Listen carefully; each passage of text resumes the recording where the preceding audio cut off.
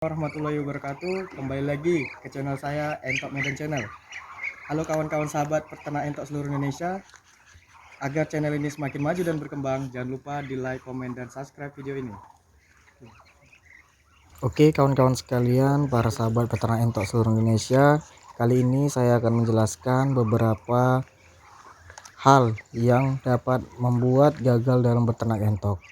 Oke, mohon disimak kawan-kawan sekalian dengan saksama tanpa men-skip videonya agar kawan-kawan sekalian bisa paham dalam beternak entok.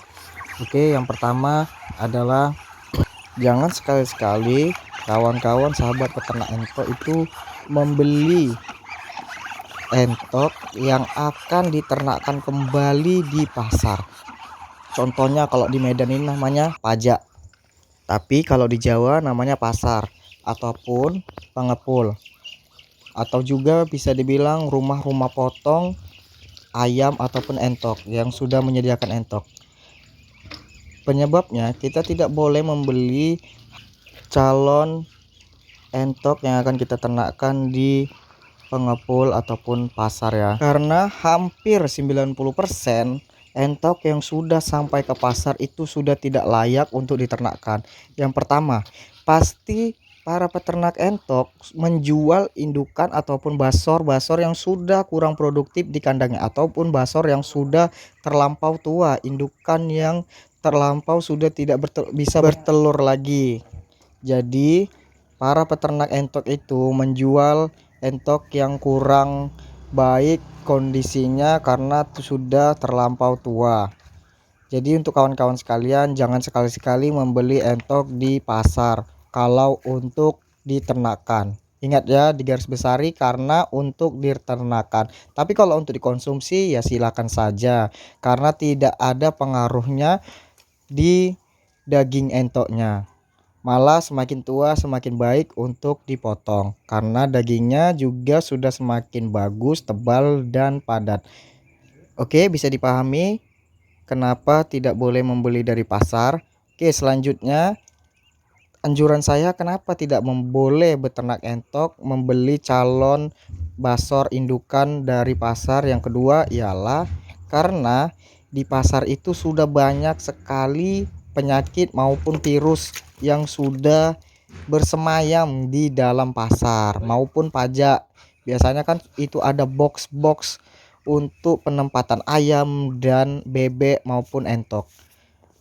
Biasanya sudah hampir bahkan 100% entok-entok ataupun ayam-ayam yang tersedia di dalam pasar itu ada yang terkena penyakit dijual, ada yang terkena virus terus dijual ke pasar, karena biasanya para pengepul itu sudah tahu ini entok bertahan ataupun ini ayam bertahan paling tidak 3 hari ke depan atau paling tidak 4 hari ke depan. Jadi mereka sudah tahu ini sudah tidak sanggup lagi hidup 4 hari ke depan. Jadi dari jangka waktu 4 hari itu para penjual entok buru-buru menjual entoknya untuk dipotong dan mencari pelanggan-pelanggan yang khusus untuk mengkonsumsi entok ini. Bisa ke rumah makan entok, yang penting bisa jual cepat entok-entok tersebut,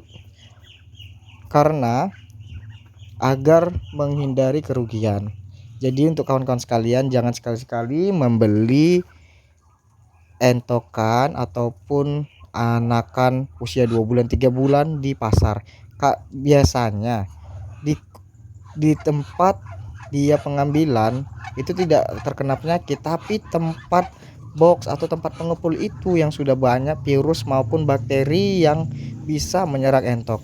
Kalau entok ya, ada salah satu entok yang terkena virus mata biru di tempat suatu pengepul, maka sudah pernah menginap, entoknya sudah pernah menginap dengan entok-entok yang sehat paling tidak 1 hari atau 2 hari, itu sudah dipastikan yang lainnya juga sudah 100% ataupun 80% terjangkit penyakit mata biru.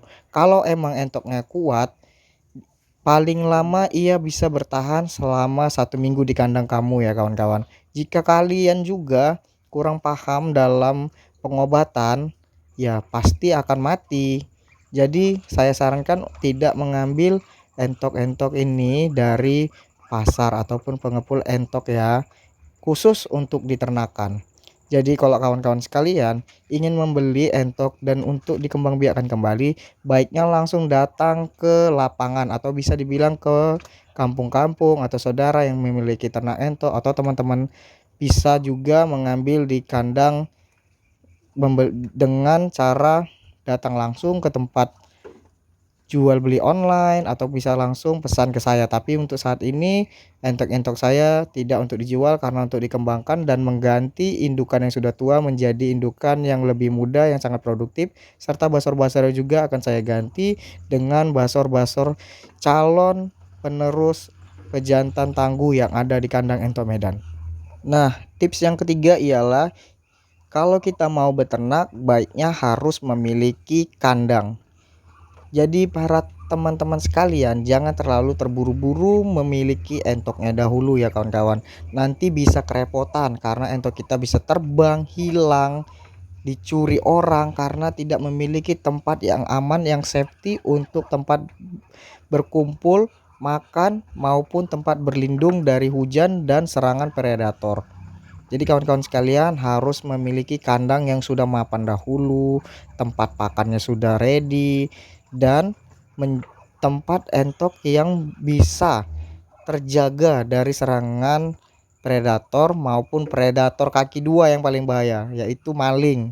Jadi kawan-kawan sekalian harus memiliki kandang yang sudah safety dan lengkap dengan peralatannya seperti tempat makan, obat-obatan, dan lain-lain. Jadi kawan-kawan sekalian yang ingin membeli obat-obatan entok, jangan tunggu sakit entoknya baru membeli obat-obatan, tapi sediakan obat-obatan sebelum entok sakit.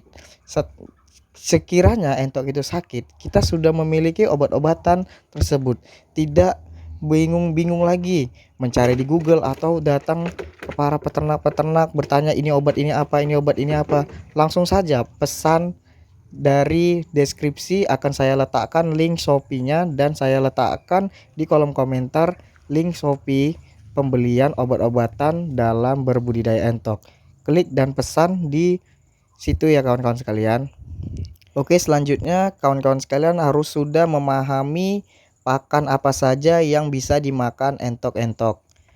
Contohnya sayur-sayuran yang sudah tidak terpakai lagi itu bisa dipakai untuk cemilan entok dikala siang hari agar menghemat kos pakan. Yang kedua yaitu kita dapat memberikan pakan dengan dedak padi serta dicampur dengan pur atau dengan cara saya pakan campuran dedak padi dan insang ikan yang saya dapatkan di pasar. Jadi kita harus sudah mengetahui pakan apa saja yang bisa dimakan oleh entok. Jangan kita sudah membeli entok tapi tidak tahu pakan apa yang baik untuk entok tadi, sehingga entok tadi bisa kurus dan tidak mau bertelur. Oke, yang paling penting adalah kita tidak boleh terlalu berambisi dalam beternak entok dengan berpikir keuntungan. Oke, dengan berpikir keuntungan nih kawan-kawan sekalian. Jadi belajar dulu di channel Entok Medan sampai kamu sudah paham sehingga kamu bisa beternak entok secara resmi. Oke, saya kira paham.